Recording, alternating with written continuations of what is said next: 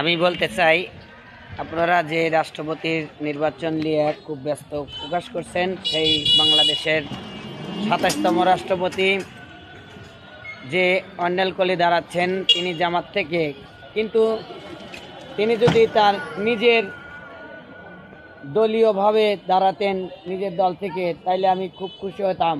কিন্তু আপনি 11 দল থেকে হারাইছেন, ৭১টা ভোটের মালিক হয়ে নির্বাচনে লড়ার জন্য আপনাকে ধন্যবাদ। তাই এখন আর নির্বাচনের আপনি তফসিল ফর্ম তুলে জমা দেওয়ার দরকার নাই। আপনার এমপি প্রার্থী আপনি ফিরিয়ে নেন এবং রাষ্ট্রের সংবিধানে সংসদে থেকে রাজনীতি করেন।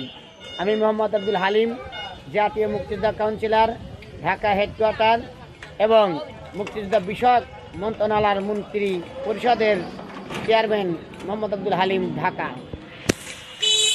মহামান্য রাষ্ট্রপতি দপ্তর, আমি অন্যাল কলিকে ধন্যবাদ জানাচ্ছি এবং মহামান্য প্রধানমন্ত্রী তারেক রহমানের প্রতি শ্রদ্ধা রেখে বলছি, ওনাকে ওনার এমপি পোস্টটা ফেরত দেওয়ার অনুমোদন প্রকাশ করছি।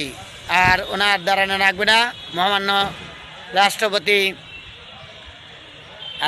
বর্তমান মির্জা ফখরুল ইসলাম আলমগীরকে পদোন্নতি দেওয়া হলো। আমি মোহাম্মদ আব্দুল হালিম রাষ্ট্রপতি পদপ্রার্থী ছিলাম। আমি এই নির্বাচনের গ্রহণযোগ্যতা মেনে নিয়েছি, যার 200 এমপি ভোট দেওয়ার জন্য প্রস্তুত মির্জা ফখরুলকে।